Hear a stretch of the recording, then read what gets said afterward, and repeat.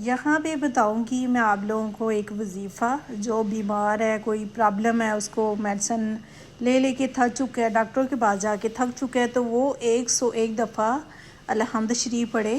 ठीक है, वो पढ़ के 101 दफ़ा 11 दफ़ा पहले दुरूद शरीफ 11 दफ़ा बाद में पढ़ के पानी दम कर ले। और शाम के टाइम, मगरिब के टाइम उसने क्या करना है, 4 कुली 11 दफ़ा पढ़ने हैं, आयतुल कुर्सी 11 दफ़ा पढ़नी है।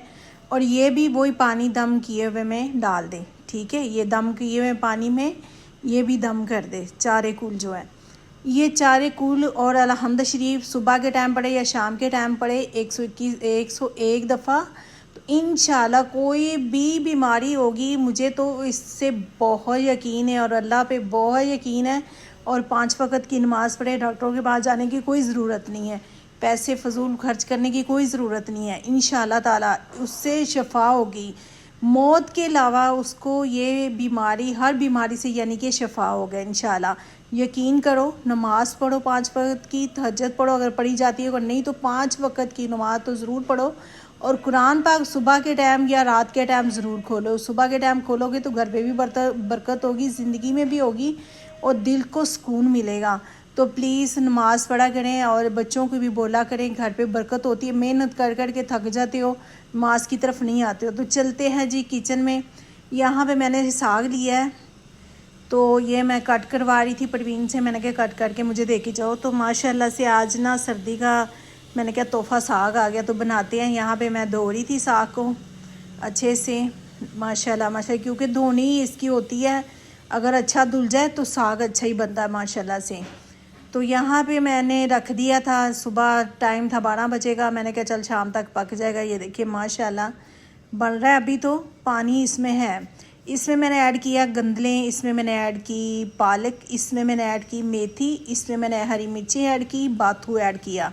ठीक है, और साग का टेस्ट इतना अच्छा, इतना मज़ेदार। यहाँ पे पानी रह चुका था थोड़ा, तो मैंने कहा चले मैं घोटा लगाती हूँ, क्योंकि घोटे वाला साग जो होता है ना वही टेस्टी होता है। मशीन वाला, ग्राइंड करने वाला या कोई भी है, उससे वो चीज़ नहीं बनती। अगर ये घोटे से बनाएंगे ना तो माशाल्लाह टेस्ट एक लैदा होगा। तो ये चीज़ ना कोई कोई बनाता है, हर कोई नहीं कर सकता। आजकल तो हर कोई मशीन से ही काम ले रहा है। तो यहाँ पे देखें साग हो चुका, साथ साथ पानी मैंने हल्की आंच रखी हुई थी, पानी भी खुश्क हो गया और साग देखिए कितना मज़े से हो चुका है। तो यहाँ पे बनाते हैं तड़का जी। मैंने लिया घी थोड़ा सा, तो इसमें ऐड किया ज़ीरा, इसमें ऐड करूँगी एक छोटा प्याज का तड़का और अदरक का तड़का लगाएंगे। इसमें टमाटर नहीं जाएगा, टमाटर जाए तो वो मीठापन आ जाता है। तो यहाँ पे अदरक का तड़का लगा रहे हैं, साथ प्याज का। तो यहाँ पे मैंने 1-1.5 चम्मच मैंने अदरक लहसुन का पेस्ट लिया, उसको करेंगे अच्छे से ब्राउन करके फिर इसमें ऐड करेंगे 2 मसाले, इससे ज़्यादा नहीं। तो यहाँ पे जी हो चुके हैं लाइट ब्राउन। तो इसमें ऐड करते हैं धनिया पाउडर और ज़ीरा मसाला, घर का पिसा हुआ जो वो है। ठीक है, ये दोनों चीज़ें करेंगे ऐड। फिर साग डाल के उसके बाद मैं ऐड करूँगी इसमें देसी घी। तो ये देखें माशाल्लाह कितना मज़े का लग रहा है। ज़्यादा बारीक साग जो है ना वो नहीं मज़ेदार लगता, थोड़ा सा मोटा रखना चाहिए जब ग्राइंड करें। देखिए मेरा ग्राइंड नहीं हुआ, हाथ से हुआ तो माशाल्लाह कितना मज़े का लग रहा है। तो यहाँ पे देखिए माशाल्लाह तड़का जी हो चुका था रेडी। तो मैंने साग ऐड कर दिया उसमें।